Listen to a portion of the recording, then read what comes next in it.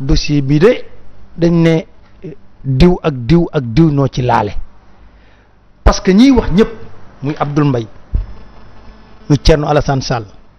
muy Ousmane Sonko muy Mamadou Lamine Diallo ñooñu la ñu tudd ñu ne kon moo déclenché woon enquête bi ñu ne Nafi Ngom Keïta temps bi procureur amoon pour woo ñi ànd ak Khalifa Sall benn par benn auditionné leen def conférence de presse bu nekkee ne enquête rek la ñu wut quoi on veut vraiment éclairer les Sénégalais mais appel à témoin quelle est la finalité. nga joxe sa xalaat ak li nga gis joxe sa xalaat ñu joxe sama xalaat ba pare ñu ne bon d'accord noté nañ ko ba pare après ñu dugal ko ci tiroir bi. pour man kon au-delà de appel à témoin bi am na neneen noo xamante ni noonu la ñu war a mën a doxalee. non c'est pour un procureur day wax ne j'ai déclenché une enquête. Okay. Et voilà les personnes qui sont ciblées par cette enquête. Okay. On parle d'un dossier qui concerne kan Franck Timis ñu ne Franck Timis kan la ci doon liggéeyee Aliou Sall nangu na ne Franck Timis fay na ko lu toll ci at $25,000 par weer moom la doon liggéeyee nangu na ne moo créé Petro-Tim Limited Sénégal du dëgg. loolu yëpp man inventé moo ko wax n'est-ce pas ñu ne dégg naa de balaa ñu koy signé de amoon na benn rapport bu amoon ñoom dañoo miimoon jékki ba si yàgg ñu génne leen ordre de mission bu président signé ñu ne kooku kan moo ko contre signé ñu ne le premier directeur de cabinet du président de la République Abdoul Aziz Mbaye n'est-ce pas ñu gis kayit bi mu ne fang ñu ne bon kaay leen léegi yow Abdoul Aziz Mbaye est-ce que contresigné nga li ordre de mission bii ñu ne waaw Nafi Ngom Keïta mi ngi dund moo nekkoon vérificatrice générale ñu ne ko Nafi yow yaa nekkoon patronu inspection générale d'État est-ce que santoon nan la nga def benn enquête lu jëm ci plainte bu Tullow Oil déposé woon mu ne waaw ñu ne ko ñan nga ko santoon mu ne inspecteur bii ak inspecteur bii xam nañ leen ñu ñëw ñu jël inspecteur yooyu benn par benn na leen yéen ba ngeen di dem kan ngeen laaj ak kan leen laajul woowaat ñooñu teg audition yi ne leen est-ce que yéen rab ba leen di auditionné yéen a wax lii vous est-ce que vous maintenez vos déclarations jusqu'à présent oui ou non du dëgg bu ñu defee loolu kay nag kay ñu ne def nañ enquête au moins moom bu ko neexee mu xool loolu yëpp ba pare nag ne maa ngi ko jox juge d'instruction moo ko joxee juge d'instruction xool lim ci war a càmbar comme ni mu defee Khalifa Sall Samba Sall la jox juge d'instruction bi. des fois Samba Sall ba mu ñëwee. digression pour digression dafa teg ñaari classeur rek. déglu gars yi ba mu wax ba pare mu ne Khalifa Sall Mbaye Touré kii placé sous mandat de dépôt les receveurs contrôle judiciaire def leen. donc je pense que si tenter de croire qu'on veut la manifestation de la vérité laa dañu bëgg rek xam nga waxuñu ne Aliou Sall def na. mais dafa war sax moom mu bëgg setal deram d'autant plus que ñi ngi doon wax ne dafa prétendre pour occuper poste Banque africaine de développement ba xanaa moom waroon na sàkku setal deram du dëgg muy benn ñaareel bi tamit dossier bu toll nii xam nga ñoom ñoo campagne ci biir référendum bi chaque jour ma wax ko ne wéy ci biir référendum bi gisul leen sax lu tax ngeen war a woote wii parce que dugal nañ ci ay droit yu bees ñu ne yan droit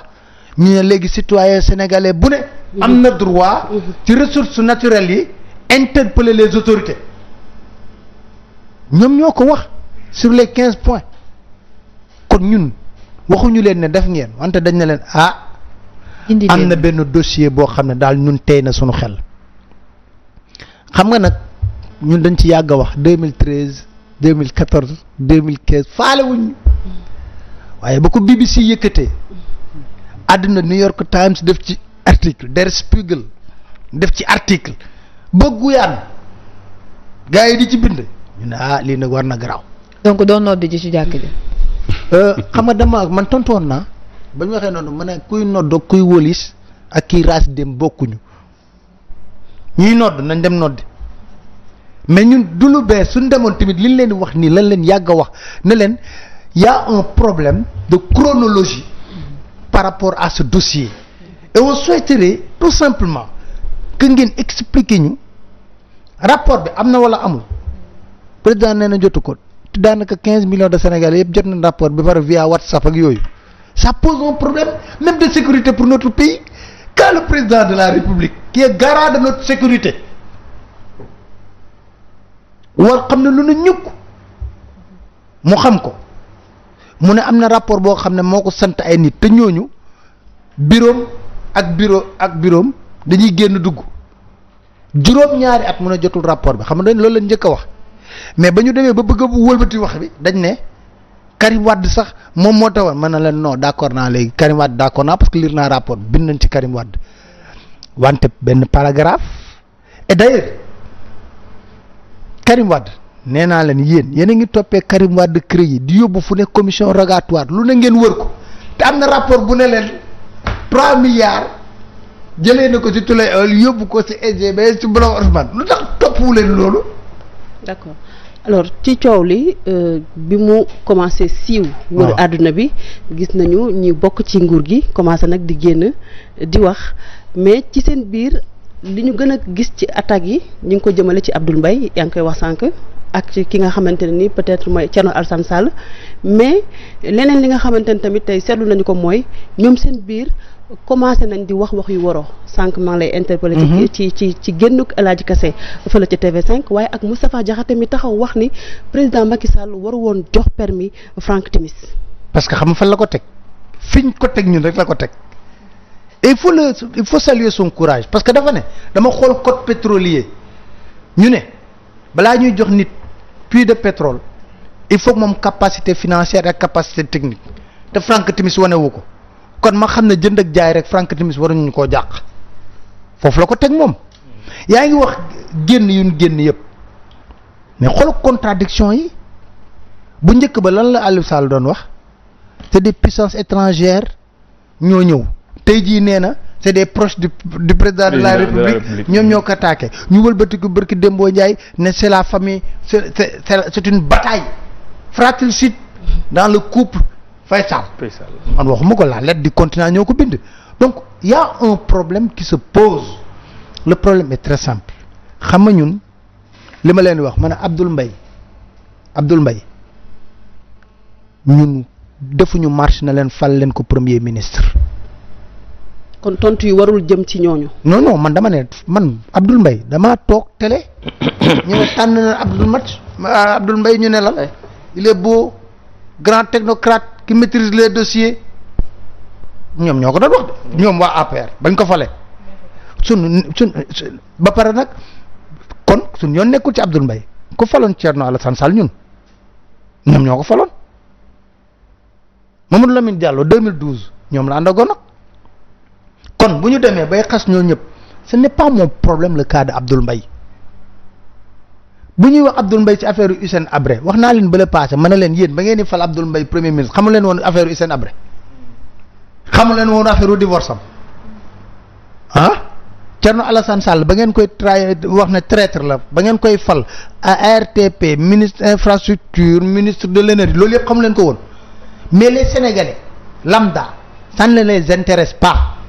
ça c'est vos problèmes crypto personnels xam lan moo ñu intéressé les contrats bi nga xam ne ñun ñoo ko moom man samay sëtaati sët war cee mën a jariñoo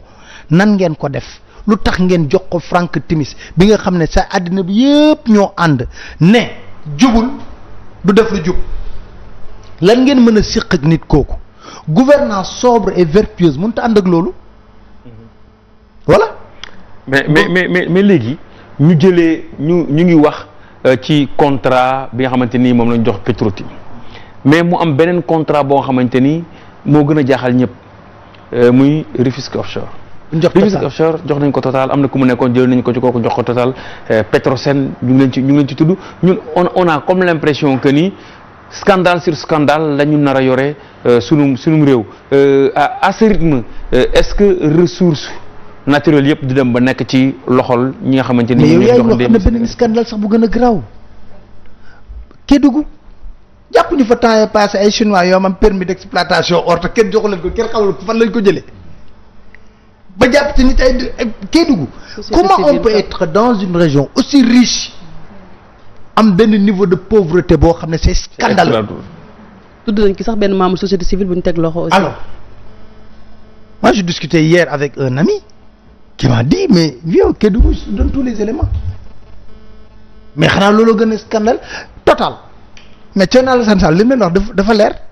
il faut que aussi gars yi ñeme dëgg di ko wax Thierno Alassane Sall dafa toog conseil des ministres li may wax nii je vais faire des révélations conseil des ministres la toog mu ne président de la République j'ai saisi la Banque mondiale pour qu'il nous aide à mieux ficeler nos contrats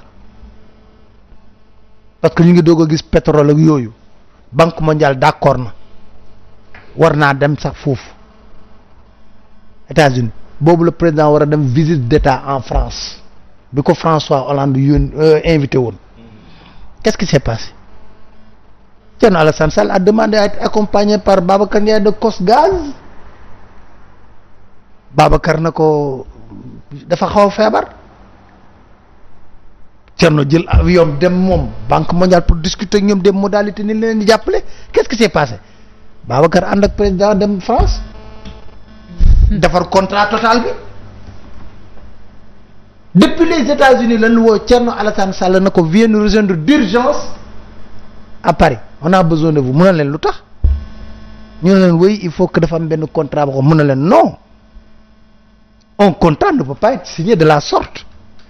parce que un contrat Petrosen moo ko war a xool ba pare bu jógee ci Petrosen dem ci ministère de l'économie et des finances ñu évaluer ko sur au plan financier donc man mënuma ñëw France rek ñu ne non rek c'est que président moo ko diggoon François Hollande balaa muy jógee ci nguur gi te dans ces conditions la jógee États-Unis ñëw c'est pratiquement un brouillon c'est pourquoi quand Total est venu ici ñu wax na ko da nga koy na ko Total dafa ñëw tout de suite il faut nga signer contrat bi dafa ne du ma signer contrat bi je laisse ça à Petrosen la commission d'évaluation ñu évaluer ko ba pare président ma jël évaluation bi jox ko ministère de l'économie et des finances te loolu day jël temps Total bu ñu fi ñëwee pour jël contrat mënuñu am contrat mieux Total n'est pas mieux 10 ans ci kii bi su ma sañoon président dañuy bàyyi lii bloc pétrole bi duñ ko exploiter ba yi nga xam ne joxe nañ ko exploiter nañ ko ba Sénégal am ci rentrée financière bu wóor léegi nag duñ jëli beneen compagnie ñun Sénégal ñu exploiter suñu bopp kii bi nga xam ne lépp ñun ñoo koy moomal suñu bopp voilà le casus belli. mais je pense que loolu idée bu baax la ah. oui waaw. le voilà. monsieur le maire xanaa rek ci affaire Khalifa Sall gis nañu ni am na ay recours yu ñu jot a def waaye daanaka yu ci bëri dañ ko bañal bi ci mujj rek gis nga tey ki suba ak ay avocats yi sàkku woon rek ngir ñu xoolaat décret de révocation bi nekk maire Dakar dañ ko bañalaat est-ce que tey gisoo leen ni solution bi mooy toog waxtaan. toog waxtaan ak kan. xanaa njiitu réew mi ngir moom nee na justice la kenn du waxtaan ak justice mais gis nañu yéen ñenn ñu bokk ci yéen dem wuyu dialogue ba. waaw dialogue moom xam nga. Soham Wardini ma eggale ni moom lu mu mën a am Khalifa génn moo ko gënal. man mii sax ñu gis ko mu dem dialogue ba. waaw mais dialogue bi est-ce que gisoo ni mbir yi ci waxtaan lay mujj. non dialogue bi xam nga ouverture la woon. nit du la ne dialogue national nga ne yow da ngay xeex pour Sénégal tous les jours te moom moo yore reen bi doo dem déglu li muy wax dem fa ça n'engage personne.